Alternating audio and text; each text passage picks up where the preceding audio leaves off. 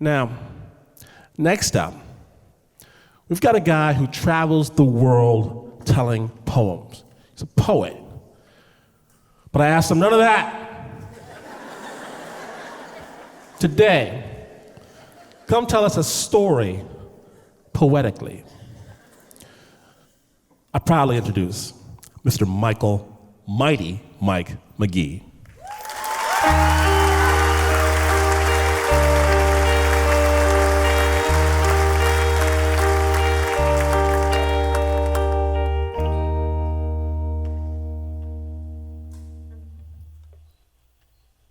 When I was 9 years old, I believed in magic.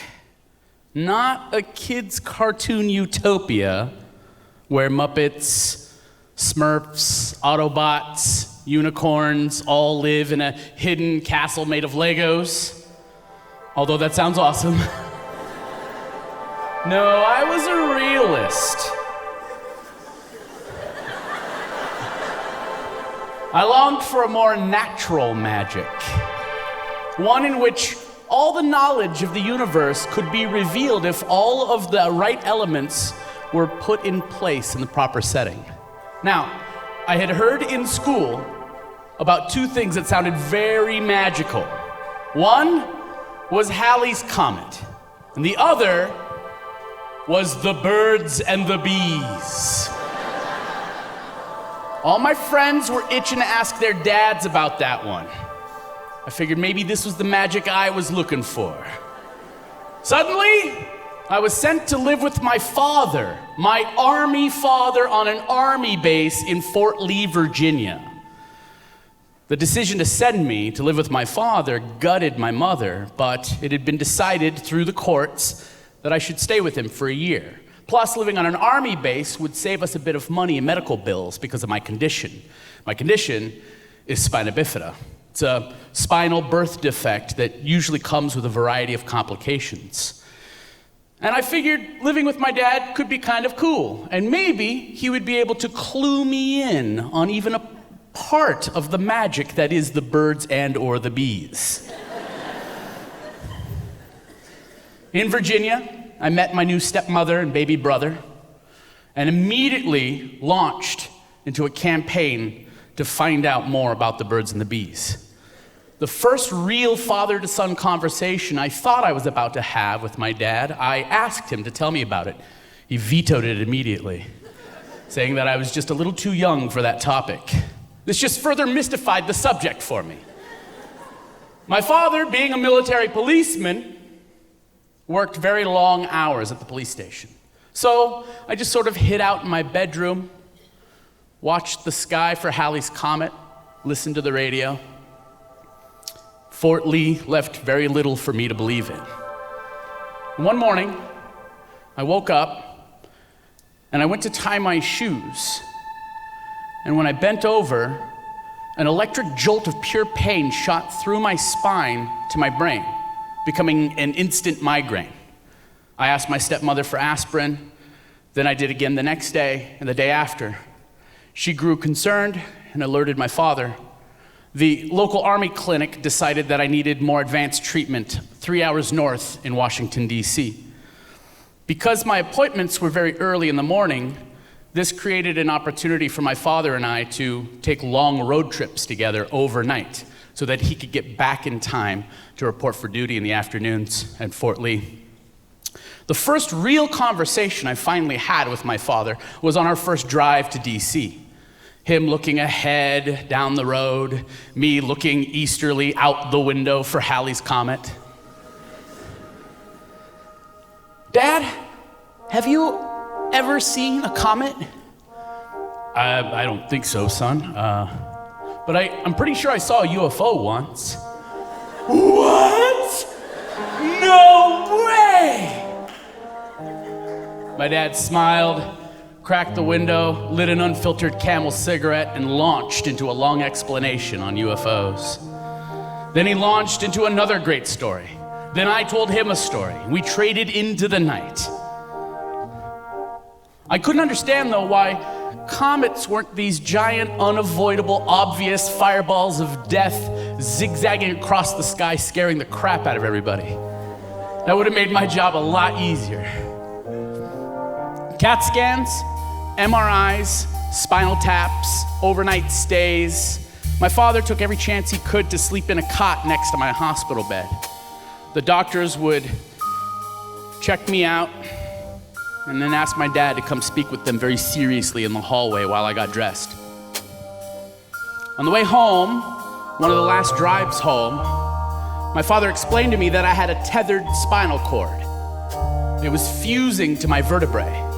If I moved in the wrong way or had a growth spurt, it could tear, and I would most definitely be paralyzed. So they had to operate very soon. I could still be paralyzed, but I could also die. So, my father and I made that last drive to DC for my operation.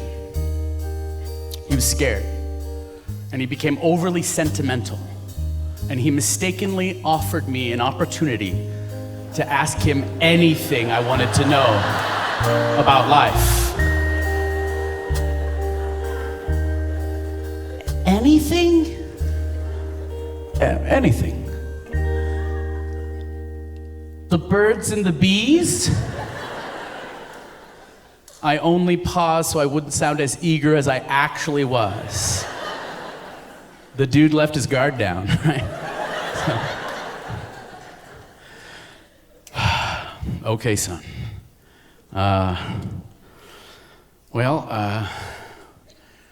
When a man and a woman love each other very, very much, let's go back a little bit. You know that men have a penis, obviously, and women have the vagina. It's like a glove. It's glove-like. And when a man loves her very, very much, and only when he loves her, he places his... Wait, Dad. Yes. Is this about sex? Yes. The birds and the bees is about sex? Yes. Oh. Well, Mom told me all about that when I was 5.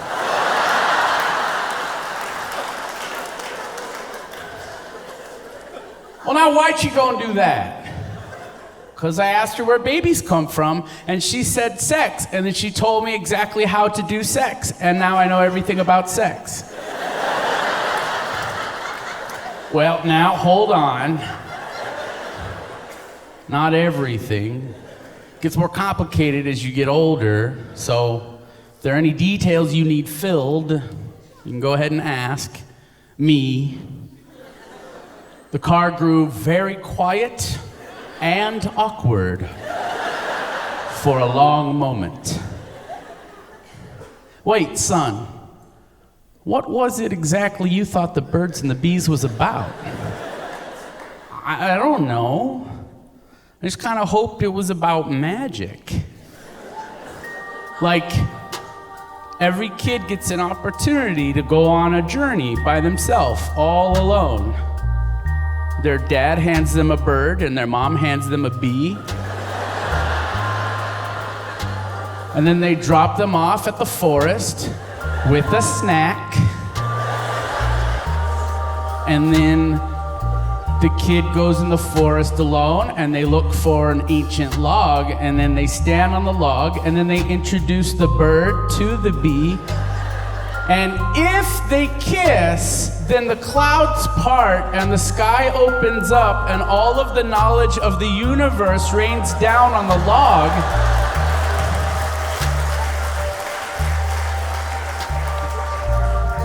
They don't have to stay on the log, but they're allowed to catch however much knowledge they can carry. And that's why there's smart people, and that's why there's dumb people. That's a way better reason, son.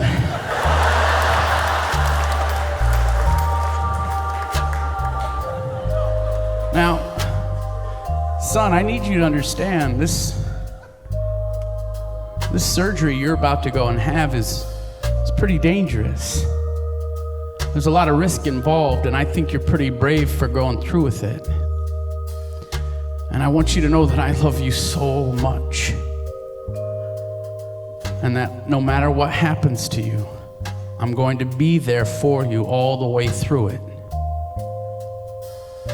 Dad, could I die? Hold on, Michael.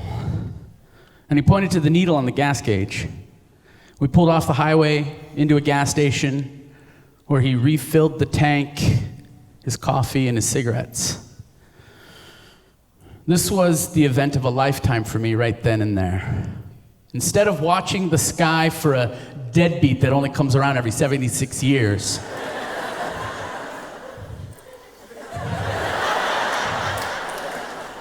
I watched my 28-year-old father step out of that gas station, light a cigarette, sip his coffee, and stare at the sky in a very familiar way.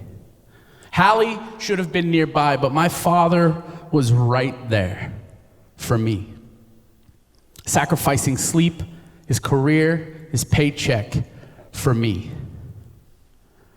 searching the sky for a promise that I would live. Spoiler alert, I totally did.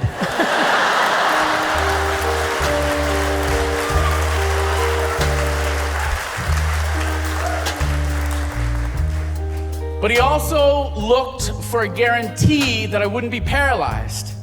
But I was. I was paralyzed for a while after the operation. But back at that moment, at that gas station, under the stars, in the middle of nowhere, my father had no idea when my comet would come and if I would even live to see it. So he put out his cigarette, came back to the car, got inside, and he looked right at me. Michael, it's gonna be okay. Really? Yeah, it is. My father didn't get any hard answers from the stars that night, but what he did get was hope. And apparently, hope is just a word grown-ups use for magic. So I did the only thing I could do, the one thing we both needed me to do. I believed him.